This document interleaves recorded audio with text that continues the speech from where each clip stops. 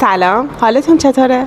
از اونجایی که کیفیت پوست رو کرم پودر، پنکیک، پودر فیکس، کانسیلر، رژگونه، کانتور و خیلی از چیزایی که ما روی پوستمون میزنیم داره تعیین میکنه، میخوام توی این ویدیو بهت بگم چجوری پاکشون بکنی که کمترین آسیب به پوستت برسه. نکته اول و مهمترین نکته اینه که تا جایی که میتونی از کرم پودر و میکاپ هایی که حالا روی پوستت انجام میشه خیلی کمتر استفاده کن. اگر روزانه داری استفاده میکنی سعی کن سبکترین ها و سیف ترین ها رو انتخاب بکنی. علتش چیه؟ زمانی که پوست ما میخواد اکسیژن رو دریافت بکنه از طریق منافذ دریافت میکنه. وقتی شما یه عالمه کرم روی پوستت داری، کرمای سنگین و چربی خیلی زیادی رو داری به پوستت تحمیل میکنی، این باعث میشه پوست شما جاذب آلودگی بشه. یعنی همین آلودگیایی که توی هوا هست روی پوستت میشینه. حالا اگر یادت باشه الان گفتم که از طریق منافذ نفس میکشه دیگه، منفذا باز میشن که اکسیژن رو بکشن تو، اما یه عالمه کرم پودر، آلودگی و آسیب رو در واقع دارن داخل پوست میکشن و هیچ اکسیژنی هم دریافت نمیکنن. شاید شما چندین ماه یا حتی چندین سال هیچ عارضه‌ای روی پوستت ظاهر نشه، اما به مرور زمان متوجه میشی که چرا پوستت داره منافذش بازتر میشه، چرا داری جوشای التهابی میزنی در صورتی که تا الان نمیزدی، چرا پوستت انقدر دهیدراته شده، پوسته میشه و کرم پودر روی پوستت کیکی میشه. علتش همینه. حالا من میخوام ساده و روون بهت بگم چه کار بکنی. ببین، اول از همه این که اگر میتونی از روغن‌های پاک کننده آرایش استفاده کن، چون روغن‌های پاک کننده کمترین آسیب رو به سد دفاعی میزنن. اما اگر این امکان رو نداری یا مثل من خوشت نمیاد از روغن‌های پاک کننده، از میسلار استفاده کن.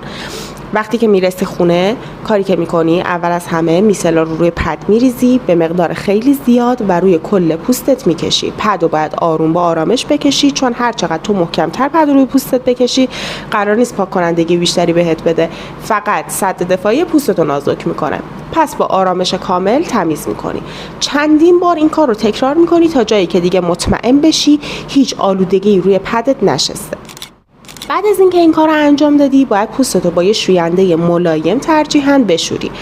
قبلا گفته بودم که شوینده باید حتما شوینده فومی باشه. اگر فومی نیست و ژلی هست اشکالی نداره، کف دستتو خیس کن، شوینده رو به کف دستت بزن، دستتو به هم دیگه بکش، کف بکنه، کفو به پوستت بزن.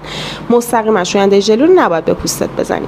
بعد از اینکه پوستتو شستی بلافاصله از تونر باید استفاده کنی. تونر چه کار میکنه؟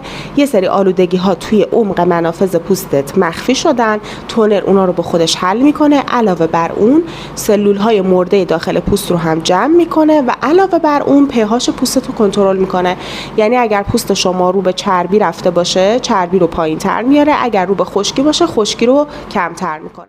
این باعث میشه پوست شما بالانس بشه و بعد از یه میکاپ طولانی، یه ساعت‌های طولانی که پوستت نفس نکشیده، از درون تمیز بشه و نفس بکشه. بعد از اینکه این کارو کردی یه روتین خیلی ساده میخوام بهت بگم که به همه توصیه میکنم و این باعث میشه که شما یه پوست شیشه‌ای شفاف و خوشگل داشته باشی. اونم اینه که بیای از یه سرم آبرسان بدون چربی استفاده کنی قشنگ روی تمام پوستت، به شرطی که پوستت رطوبت داشته باشه، یعنی یا رطوبت تونر داشته باشه یا اگر خوش شده با آب یک مقدار خیس کن. سرم آبرسان رو روی کل صورتت پخش میکنی، حدوداً 30 ثانیه تا 1 دقیقه به صورت ضربه‌ای میزنی تا جذب پوستت بشه و بعدش از یه مرطوب کننده مناسب نوع پوستت استفاده میکنی. اگر پوستت چربه مرطوب کننده فوق‌العاده سبک باید استفاده کنی. اگر پوستت خشکه میتونی از مرطوب کننده های مناسب پوستت به صورت یک نواخت و کامل روی کل پوستت بزنی. حالا اگر پوستت چربه و حس میکنی بعد از زدن مرطوب کننده حس سنگینی داره، بهترین کار اینه که یه نخود از مرطوب کننده رو کف دستت بزنی، دستتو به هم بکشی تا چربی اضافهش جذب پوست دستت بشه و بعد به صورت ضربه‌ای روی پوستت اپلای کنی. این کار باعث میشه هیالورونیک اسیدی که توی آبرسان هست توی عمق بیشتری از پوستت نفوذ بکنه و یه تأثیر عمیق‌تری داشته باشه. یادت نره این روتینی که بهت گفتم مال شب و آخر شب قبل از خوابیدنه.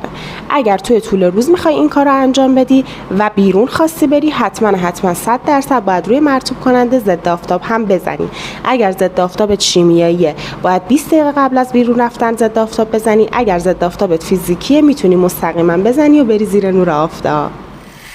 میدونم کلی سوال راجع به پوستت داری، پس میتونی توی کامنت ها سوالتو ازم بپرسی تا یه راه ارتباطی برات بذارم و بتونیم با هم دیگه صحبت بکنیم.